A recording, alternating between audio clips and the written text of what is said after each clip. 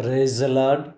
ప్రభువైన యేసు క్రీస్తు నామములో మీ అందరికీ ఉదయకాలపు శుభాలు తెలియజేయుచున్నాను.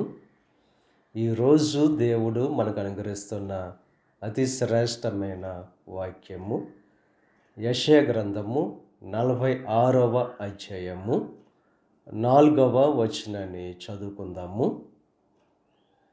నిన్ను ఎత్తుకొనుచు రక్షించువాడను నేనే.